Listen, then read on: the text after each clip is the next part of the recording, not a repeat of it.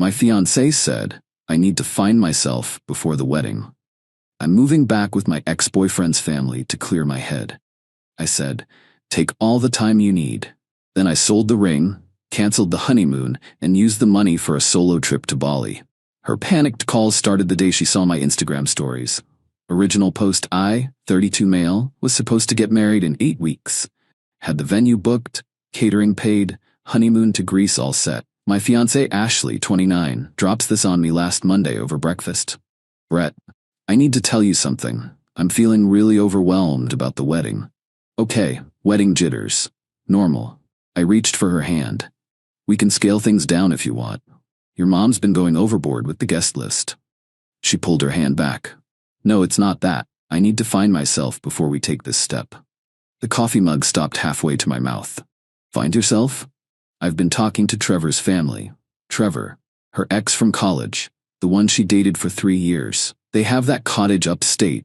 His mom offered to let me stay there for a few weeks, to clear my head. You want to stay with your ex-boyfriend's family, to clear your head, about our wedding. Trevor won't even be there. He lives in Seattle now. It's just his parents and his sister. Ashley, we're getting married in 2 months. She started crying. Not sad tears, frustrated tears. This is exactly why I need space. You don't understand. I've never been alone. I went from my parents to Trevor to you. I need to know who I am outside of a relationship. By living with your ex's family? They're like family to me too. We were together 3 years. His mom is like a second mother. I sat back, looked at her, really looked at her. 3 years together, 2 years engaged, everything paid for. And now this. You know what? Take all the time you need. Her eyes widened. Really? You understand? Absolutely. Find yourself. She hugged me, crying happy tears now. I knew you'd get it. I'll be back in 2 or 3 weeks. The wedding is still on, I promise. I just need this. She left that Wednesday, packed 2 suitcases and drove off to Trevor's family cottage. Posted a selfie on the road. Sometimes you need to step back to move forward. Soul searching. I waited exactly 1 hour after she left. Then I got to work. Update 1. First thing, the ring. 2.5 carats, princess cut, platinum band. Cost me $18,000. Still had all the paperwork, certificates, receipt. The jeweler had a 60-day return policy for unworn rings. We were at day 52. Walked into the store Thursday morning. The manager recognized me. Mr. Brett, how's the wedding planning? Change of plans. Need to return this. His face fell. Oh no, what happened? She's finding herself at her ex's place. He whistled low. Say no more. Let me process that return. Full refund, every penny. $18,000 back in my account by Friday. Next, the honeymoon. 2 weeks in Greece. Flights, hotels, tours. Total damage, $700–800. Most of it non-refundable, unless you knew how to work the system. Called the airline. Family emergency. Death in the family. The death of my relationship counted, right? Got a credit for future travel. Hotels were trickier, but TripAdvisor reviews are powerful. Posted honest reviews about needing to cancel due to bride having second thoughts. 3 hotels offered partial refunds out of sympathy. Got back $3,200.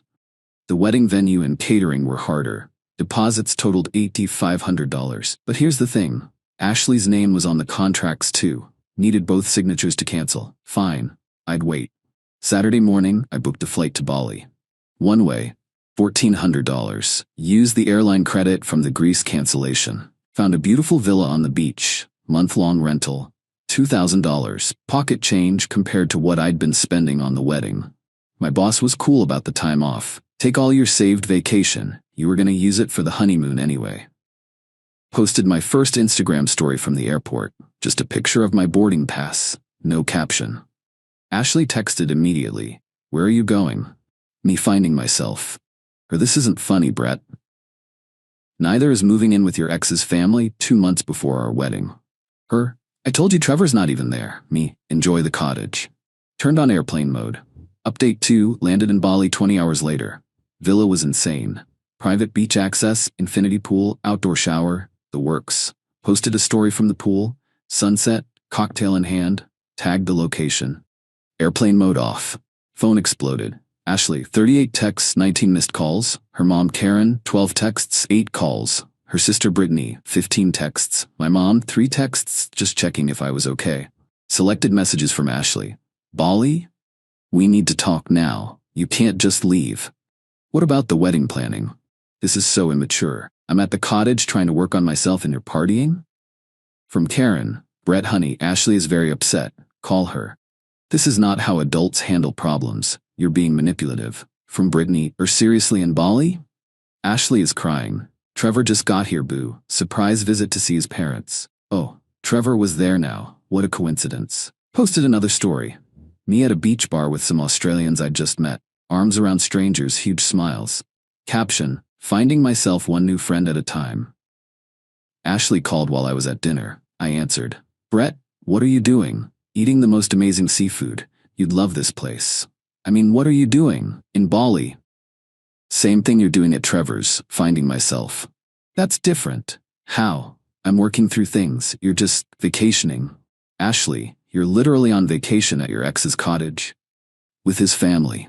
For therapy. Self-reflection. Cool, I'm self-reflecting too. In a pool, with a mojito. We need to talk about the wedding. What wedding? Silence. What do you mean, what wedding? Our wedding. The one you ran away from to go find yourself? That wedding? I didn't run away. I'm coming back. When? 2 or 3 weeks. Maybe 4. Maybe 4. 8 weeks before the wedding, you need maybe 4 weeks at your ex's place. Stop saying it like that. Like what? Like I'm doing something wrong. I'm trying to better myself for US. By staying with Trevor. He's not even here. Brittany says he just showed up. Long pause. He just surprised his parents. I didn't know he was coming. Right. Brett, stop this. Come home. I am home for the next month. Month? Maybe longer. Still finding myself. She hung up. Posted a story of the breakfast spread the next morning. Fresh fruit overlooking the ocean. Self-discovery tastes amazing. Update 3 Day 5 in Bali. I'd settled into a routine. Sunrise yoga. Never done yoga in my life, but why not? Surfing lessons, exploring temples, making friends at beach bars. Then Trevor called. I stared at the caller ID. The audacity. I answered. Brett, hey man, it's Trevor. I know who it is. Look, this is awkward. You're staying at a cottage with my fiancée. Yeah, bit awkward. She's really upset, bro. Bro, really? Not my problem, bro. You need to come back. She's a mess. She wanted space. I'm giving her space. Whole ocean of it. This is childish. You know what's childish? Running to your ex's family 2 months before your wedding. She just needed to think. And I need to think too, in Bali. Bye, Trevor. But Trevor wasn't done. You know she's been texting me for months, right? I paused. What? Just friendly stuff, but yeah, we've been talking. She said she was confused about the wedding. And you didn't think to mention she should talk to her fiancé? Not my place, man, but it's your place to house her? My mom invited her. Your mom, right. Hung up. Screenshot the call log. Trevor called me. That was interesting. That afternoon, Karen, Ashley's mom, tried a different approach. She commented on my Instagram publicly. Very mature, Brett. While Ashley works through legitimate concerns, you're playing games. This is why she needed space from you. I replied, you're right, Karen. She did need space from me. That's why I'm giving it to her. All of it. Permanently. She deleted her comment within an hour. But not before about 50 people saw it. My phone started lighting up with friends asking what was happening. Posted a story of me signing up for a cooking class.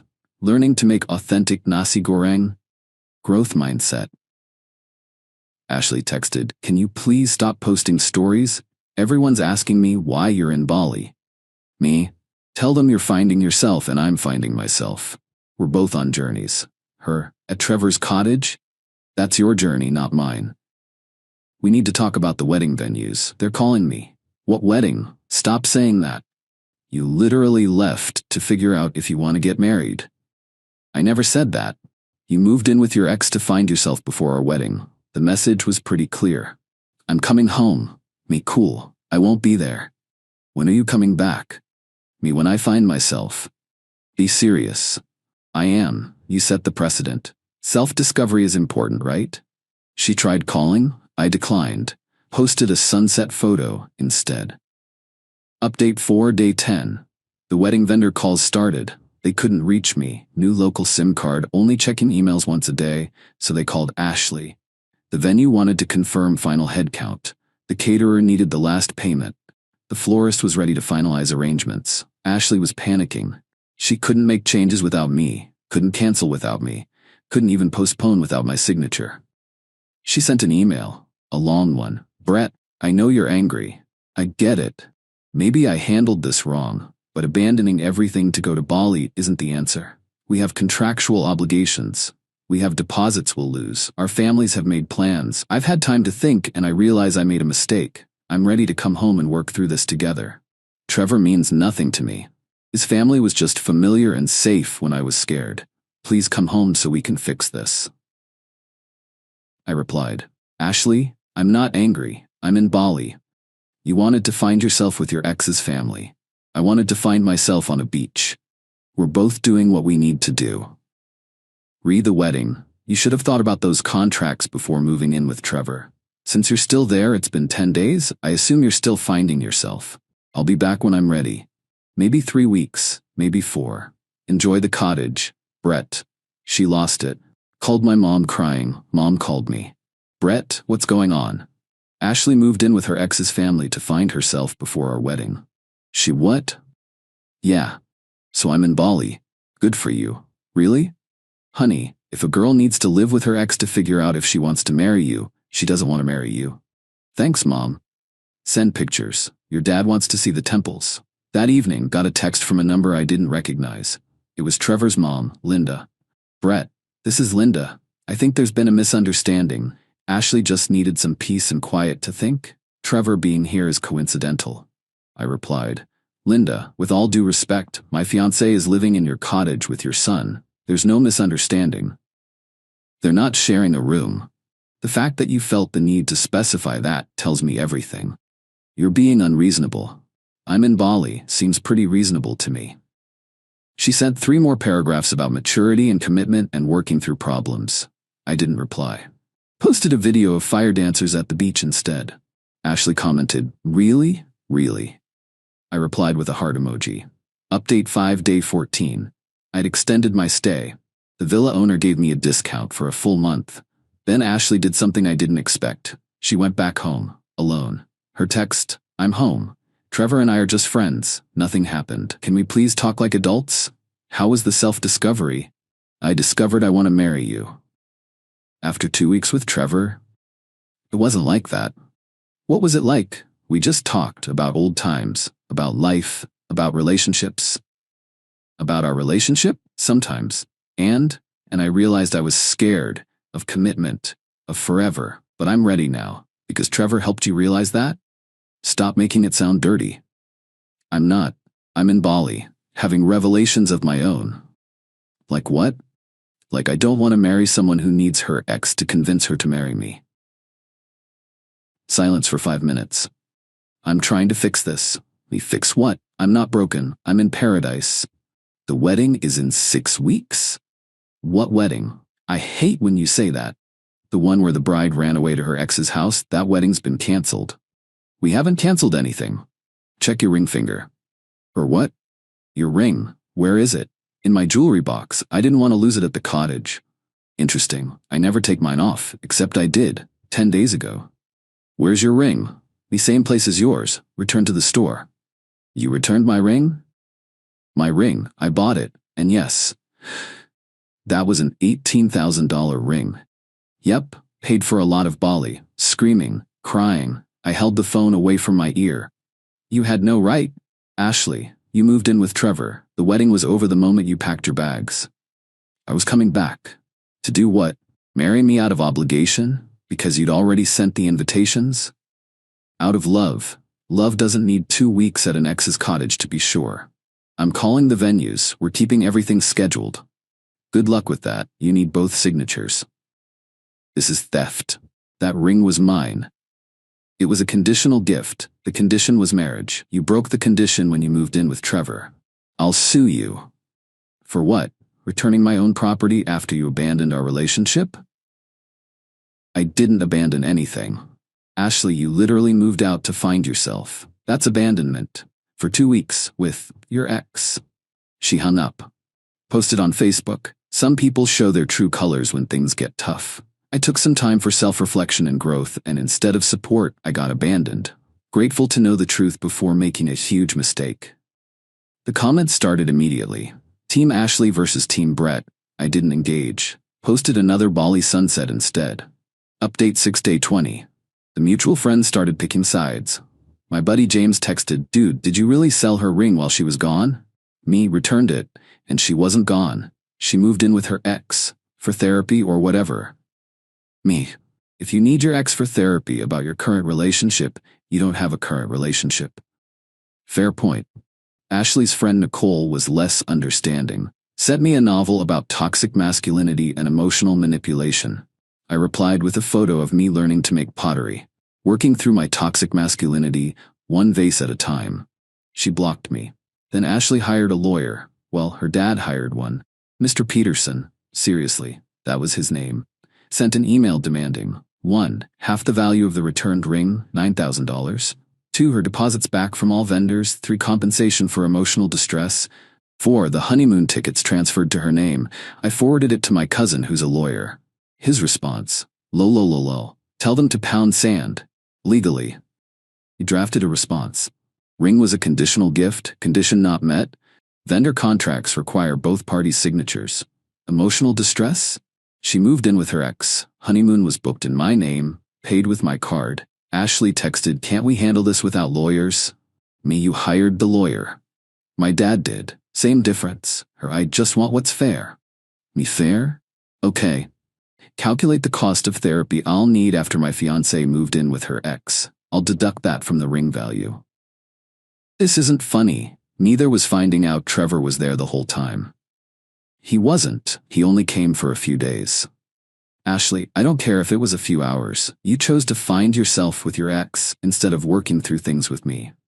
I tried to talk to you. When? Before or after you packed? I'm done. My lawyer will handle this. Cool. Mine too. Enjoy your self-discovery.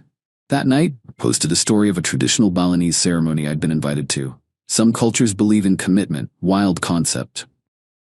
Ashley watched it within minutes. Didn't reply. Final update, day 30. Last day in Bali. The legal stuff fizzled out. Ashley's lawyer realized she had no case. The ring was legally returned within the return period. The contracts needed both signatures. The emotional distress claim was laughable given the circumstances. But the best part? Trevor reached out again. "Hey man, just wanted you to know nothing happened between us."